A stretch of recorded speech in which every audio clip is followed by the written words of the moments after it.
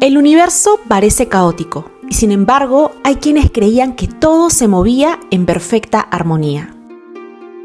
Pensadores y científicos de la antigüedad admiraban el cosmos quedando atrapados en la majestuosidad de su magnitud. Una teoría que nació desde el cruce entre las matemáticas, la filosofía y la espiritualidad inspiró siglos más tarde a una banda británica a crear un éxito musical que le dio la vuelta al mundo. Hoy conoceremos esa teoría que invitó a reflexionar sobre la existencia de una armonía que conecta todas las cosas, desde el movimiento de las estrellas hasta nuestros propios pensamientos.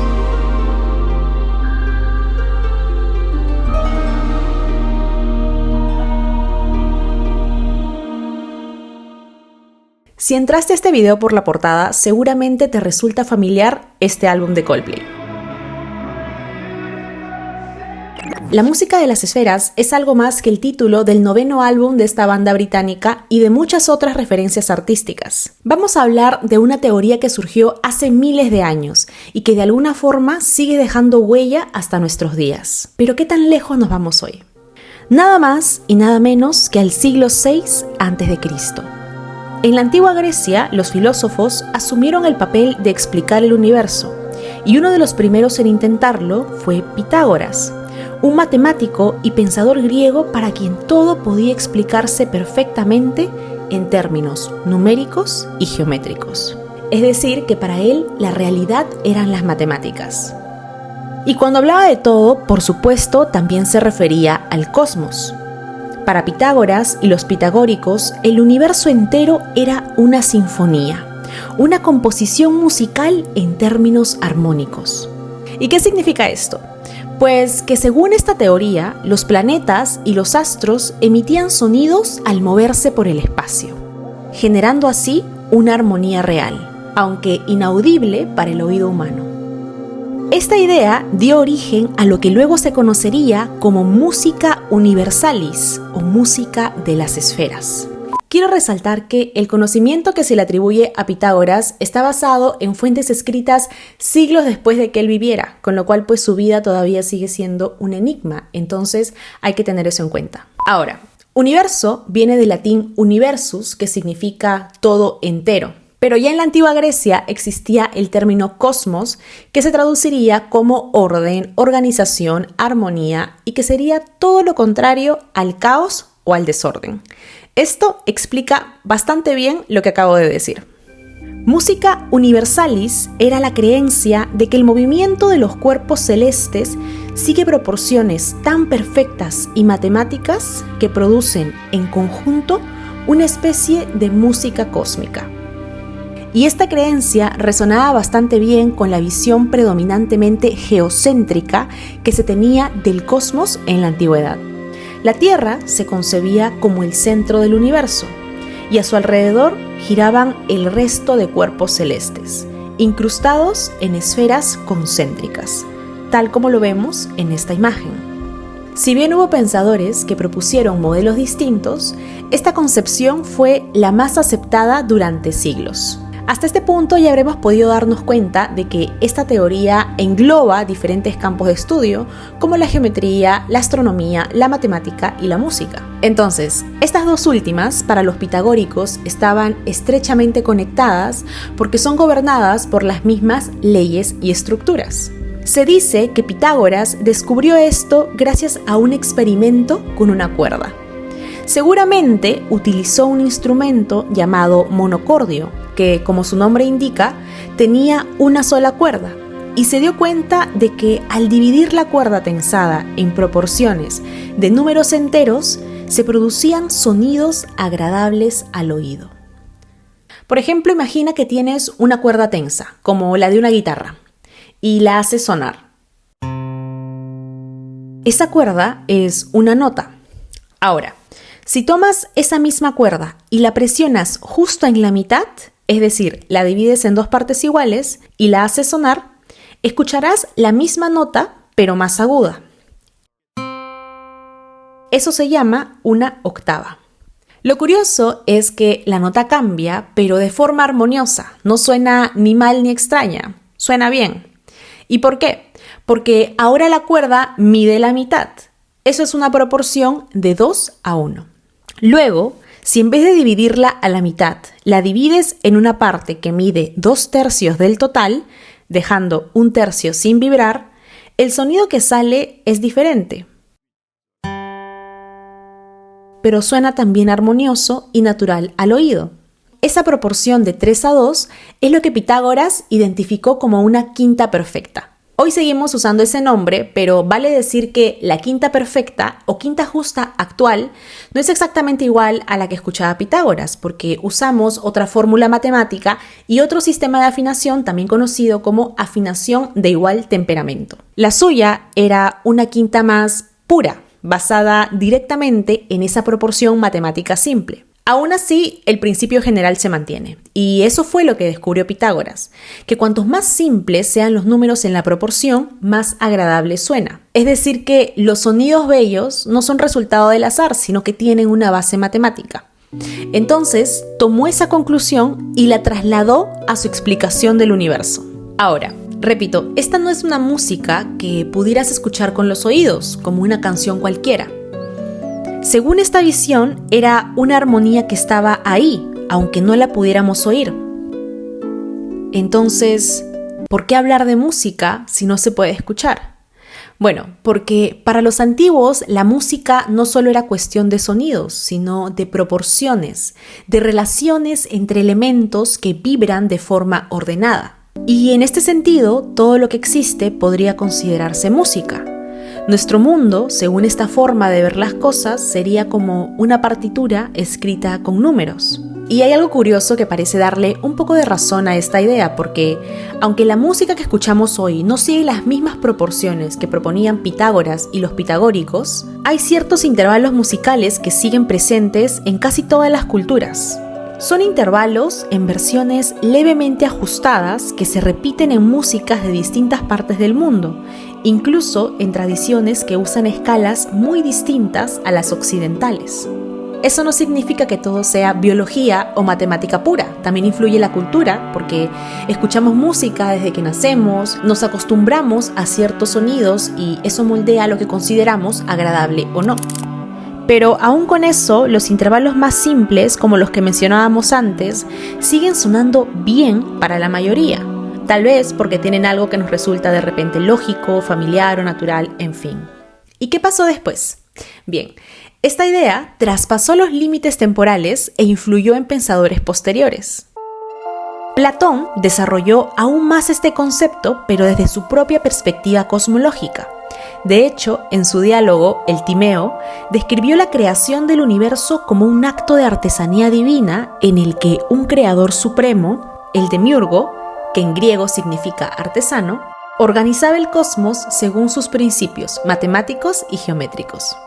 Entonces, para él, el universo creado por el demiurgo con sus cuerpos celestes formaba una armonía cósmica que seguía los intervalos de una escala musical. También cabe mencionar que para Platón el universo era un ser vivo dotado de alma y que su estructura está estrechamente vinculada a la armonía y al orden. En ese sentido, la mejor manera de vivir, ya sea como personas o como comunidad, era pues alineándonos con esa melodía cósmica, ya que así podíamos alcanzar paz y equilibrio. Pero esa visión no solo pasó por Platón, también llegó a su alumno Aristóteles, quien conocía bien la teoría, pero no la aceptaba del todo. Si viste el video que subí hace 2 semanas, recordarás que Aristóteles analizaba las cosas desde una perspectiva física y empírica. Para él, la idea de que los astros emitieran música mientras giraban era bastante difícil de sostener. Creía que si cuerpos tan enormes se movieran tan rápido, deberían generar un ruido descomunal. Y si eso fuera cierto, ¿cómo es que no lo escuchamos? Algunos intentaron explicarlo diciendo que nacemos oyendo esa música y que por eso ya no lo notamos, como cuando un herrero se acostumbra al ruido de su taller. Pero Aristóteles no lo compró. Él consideraba que un sonido así rompería incluso objetos inanimados y eso simplemente no pasaba. Seguimos avanzando en el tiempo y llegamos a la Edad Media. Esta visión de la música de las esferas traspasó los siglos y fue desarrollada por pensadores cristianos. De hecho, Boecio fue una figura clave en la transmisión del pensamiento clásico al mundo medieval. Uno de sus grandes aportes fue su tratado De Institutione Musica, sobre el fundamento de la música, donde recogió estas ideas de los griegos y las adaptó a su propia teoría en términos teológicos. Para él la música era un reflejo que regía toda la creación y la dividió en 3 categorías jerárquicas. La más básica era la música instrumentalis, la única que podemos oír, la que sale de los instrumentos, de la voz humana o de un coro, la que escuchas en un concierto, por ejemplo. Luego venía la música humana, la que no se escucha, pero vive en nosotros. Es la armonía entre el cuerpo y el alma, como un equilibrio interno, espiritual, que mantiene todo en orden sin que lo notemos. Y por último, la más elevada, la música mundana, que era una referencia directa a la música de las esferas. Era esta armonía matemáticamente perfecta del universo que debía ser entendida en lugar de escuchada. Ahora, aunque Boecio hablaba de 3 tipos de música, como si fueran distintas, hay que considerar que todas siguen las mismas reglas de proporciones y armonía. Digamos que son solo formas diferentes de una misma idea más grande. Es la música, pero expresada de distintas maneras, y esto al final llegaba a una misma conclusión, de que el universo entero funcionaba como una gran sinfonía. Como dije antes, esta era una forma de enlazar esta visión antigua para explicar la creación de Dios desde una perspectiva cristiana, donde el cosmos era esta manifestación de la voluntad divina, buena, ordenada, interconectada, en la que todo encajaba y tenía un propósito. Si lees la letra de la canción Higher Power, que es la segunda del álbum de Coldplay, podrás notar que habla justo de una energía que nos atraviesa, nos eleva y nos conecta con algo más grande que nosotros. The boy is electric, the universe connected, canta Chris Martin. Y no puedo evitar pensar en estas 3 categorías de las que hablaba Boecio, no porque la canción las mencione directamente, sino porque lo que transmite es justamente eso. La música instrumentalis, que es la canción en sí misma, la música humana, que es la armonía en uno mismo, y la música mundana cuando habla de esa energía o poder superior que le da sentido a todo. Pero bueno, dicho esto, la música de las esferas, por supuesto, no quedó ahí. También pasó por pensadores ahora del Renacimiento como Marsilio Ficino, Giovanni Pico de la Mirandola o Battista della Porta. Y cuando llegó a la Edad Moderna temprana, ocurrió una reinterpretación científica de la mano de Johannes Kepler. Nos encontramos ya en el siglo XVII. Aunque esta idea de que los planetas producen una música venía ya desde los tiempos de Pitágoras, fue Johannes Kepler quien se atrevió a ponerle partituras a este concierto celestial. El universo, por supuesto, ya no se veía como lo hicieron los antiguos, de esta forma geocéntrica. Kepler ya trabajaba dentro de un universo heliocéntrico. De hecho, él fue una figura clave en la revolución científica, porque descubrió que los planetas no giran en círculos perfectos, como se pensaba antes, sino en órbitas elípticas. Este fue uno de sus mayores aportes a la astronomía y cambió por completo la manera en que entendemos el sistema solar. Aún así, estaba igualmente fascinado con esta visión de la música de las esferas, al punto de que pasó años estudiando datos astronómicos y tratando de traducirlos al lenguaje musical. Entonces tomó la teoría y la adaptó a los conocimientos más actualizados que tenía de su época, y el resultado fue un libro con un nombre muy poético: Harmonices Mundi, o Las Armonías del Mundo, publicada en 1619. En este propuso que los planetas no solo giraban alrededor del Sol, sino que lo hacían siguiendo patrones tan precisos que podían expresarse como intervalos musicales. Cada planeta, al recorrer su órbita alrededor del Sol, genera una especie de nota o tono que depende de su velocidad. En ese sentido, los planetas lentos, que están más lejos del Sol, como Saturno, emiten notas graves, y los rápidos, como Mercurio, notas más agudas. Sería como la soprano del universo. Y de hecho, una de las frases más conocidas de Kepler resume su idea de una forma bellísima. Dice lo siguiente: los movimientos de los cielos no son otra cosa que una cierta polifonía eterna, inteligible, no audible, con afinaciones disonantes como ciertas síncopas o cadencias, que tiende hacia cláusulas fijas y prescritas, y que marca y distingue la inmensidad del tiempo con estas notas. Por eso ya no resulta sorprendente que el ser humano, imitador de su creador, haya terminado por descubrir el arte de cantar en polifonía precisamente para representar la eternidad de todo el tiempo creado en un breve lapso de 1 hora, mediante una armonía artística de muchas voces. Lo que Kepler nos está diciendo aquí es que el movimiento de los cuerpos celestes sigue un orden armonioso como si fueran voces en una composición musical. No es una música que se escuche con los oídos, sino con la mente. Y aunque no siempre sea suave o perfecta, como la música que escuchamos, forma parte de una estructura que sigue reglas fijas que encajan y se repiten en el tiempo. Kepler lo compara con la música polifónica que componen los seres humanos y dice que al hacerla no solo está creando arte, sino también saboreando un poco la alegría de Dios al contemplar su creación. Porque al hacer música estamos imitando al universo y entendiendo su belleza. Él creció en un ambiente protestante, por lo que su manera de entender la astronomía estaba profundamente conectada con su fe. Esta es la página de su libro donde muestra las escalas de cada uno de los 6 planetas que se conocían hasta ese entonces y tradujo la velocidad angular de sus órbitas en notas sobre un pentagrama. Así convirtió el movimiento de los planetas en música escrita, combinando ciencia, arte y espiritualidad en una misma idea. Como vemos, esta teoría de la música de las esferas viajó a lo largo de los siglos, evolucionó y se adaptó a los avances de cada época. Los principios básicos que fascinaban a los pitagóricos, esa conexión entre número, proporción y armonía, siguen vivísimos en muchas disciplinas. Incluso teorías científicas actuales recurren al lenguaje musical para describir las vibraciones fundamentales que formarían la base de todo lo que existe. Puede que la música de las esferas, tal como la imaginaron los antiguos, ya no se tome de forma literal, pero su espíritu todavía sigue presente.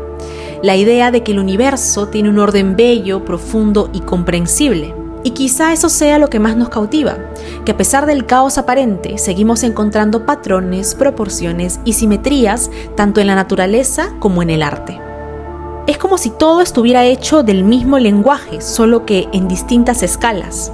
En ese sentido, no importa si el universo no suena literalmente, sigue siendo música. Y cada uno de nosotros, a nuestra manera, forma parte de esa gran sinfonía que nunca deja de tocar. Eso sería todo por hoy, espero que les haya gustado. Quiero agradecer a mi hermano quien me ayudó con este video, especialmente con los conceptos y la teoría musical. En la cajita de descripción les dejo el enlace a su tienda de beats, él es productor musical. Si eres músico, creador de contenido en redes, o si simplemente quieres música de fondo original para tus videos, podcasts o cualquier otro proyecto creativo, esta es una excelente opción. Hay beats de distintos estilos y listos para usar, pero si ninguno te convence, también puede crear instrumentales personalizados para lo que estás buscando. Y nada, gracias por el apoyo y nos vemos la próxima semana. Chao, chao.